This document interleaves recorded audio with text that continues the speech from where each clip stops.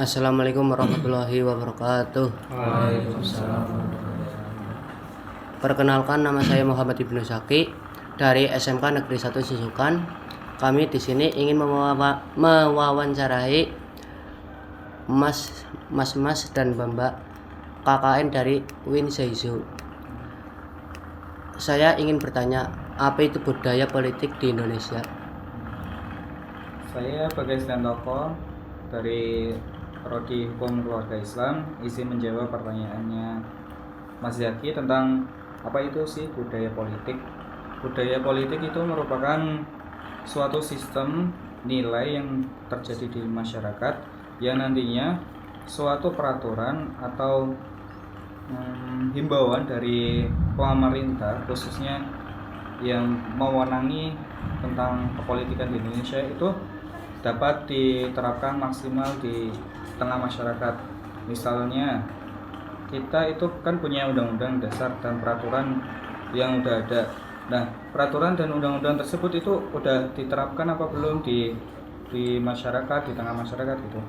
Terus budaya politik itu juga merupakan suatu tingkah laku yang mencerminkan masyarakat itu taat apa enggak gitu.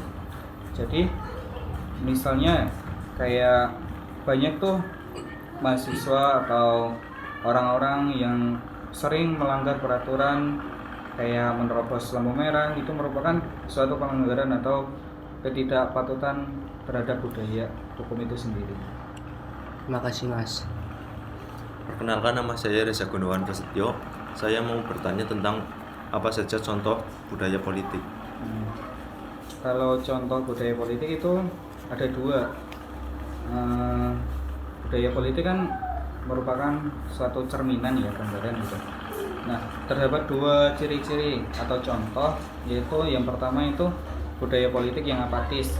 Apatis itu dalam artian masyarakatnya itu acuh terhadap peraturan yang saya jelaskan tadi, yang sering melanggar atau tidak taat lah istilahnya, itu termasuk masyarakat yang apatis terhadap budaya hukum atau budaya politik. Terus yang kedua itu mobilitas, atau yang bisa disebut masyarakat itu didorong untuk menaati peraturan yang ada di negara kita, yaitu negara Indonesia, itu enggak sesuai dengan hati nurani atau terpaksa. Itu bisa disebut budaya politik yang mobilitas atau penuh dengan paksaan untuk menaati peraturan. Nah, itu kedua budaya hukum yang menurut saya itu kurang baik ya. Jadi kita itu sebagai masyarakat itu harus menaati peraturan sesuai dengan hati nurani kita. Selagi itu baik, kita taatin. Yang sekiranya nggak baik, kita perlu revisi ulang untuk diterapkan di tengah masyarakat. Perkenalkan, nama saya Faridin Mansa. Saya ingin bertanya tipe-tipe budaya politik. Ya, jadi tipe-tipe budaya politik itu ada 3. Yang pertama ada parokial, yang kedua ada partisipan, dan yang ketiga ada subjek.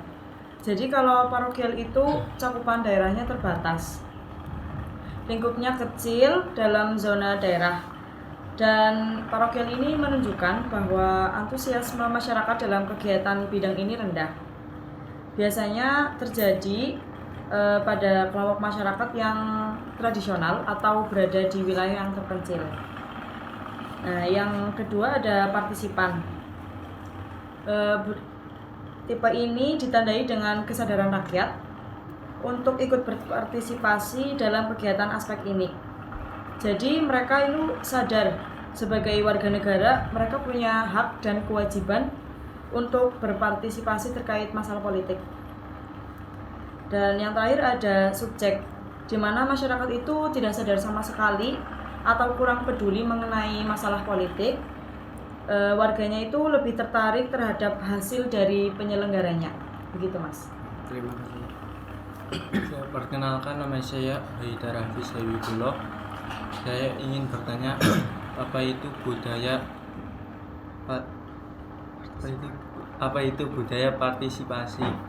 partisipan. Ya, jadi budaya partisipan yang seperti tadi saya jelaskan.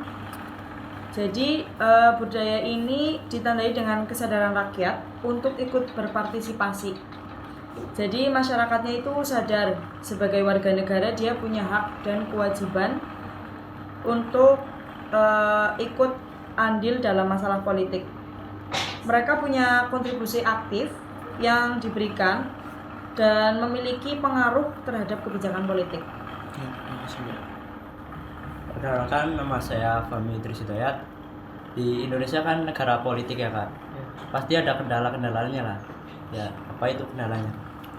Oke, kalau kendala politik di Indonesia sendiri itu seperti yang udah banyak kita tahu ya, biasanya itu kalau politik itu erat kaitannya dengan hoax. Biasanya pertama kan hoax.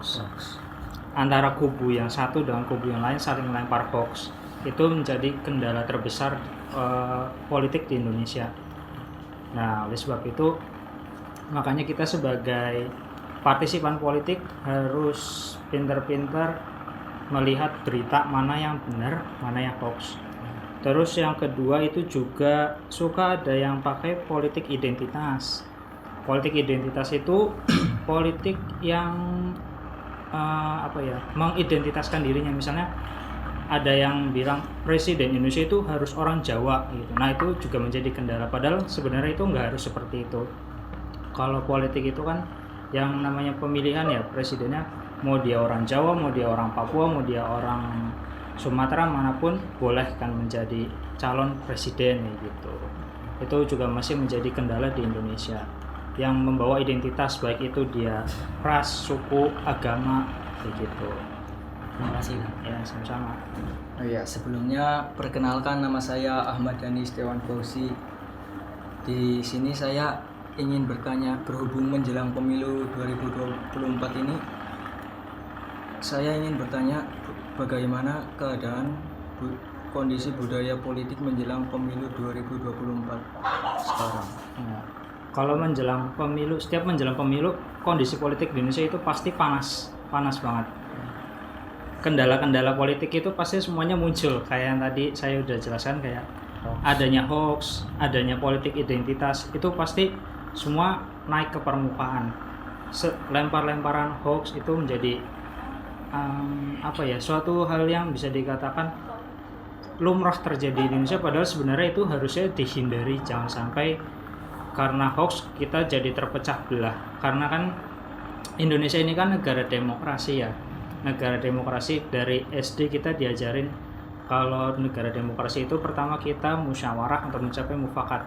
Kalau tidak bisa maka kita mengadakan voting atau pemilihan atau pemilu. Kalau misalnya hasil pemilunya itu udah terpilih, ya yang kalah kan berarti harus menerima dengan lapang dada. Makanya kondisi politik di Indonesia itu setiap pemilu pasti panas, tapi harapannya setelah pemilu alangkah baiknya bahwa yang kalah itu tetap menerima dengan lapang dada dan membantu perjuangan dari calon yang terpilih seperti itu. Terima kasih, Mas. Sama-sama. Ya. Ada lagi yang ditanyakan, Mas? Mungkin cukup, Kak. Sekian pertanyaan dari saya dan teman-teman. Kurang lebihnya mohon maaf. Wassalamualaikum warahmatullahi wabarakatuh. Waalaikumsalam. Ketendang Om.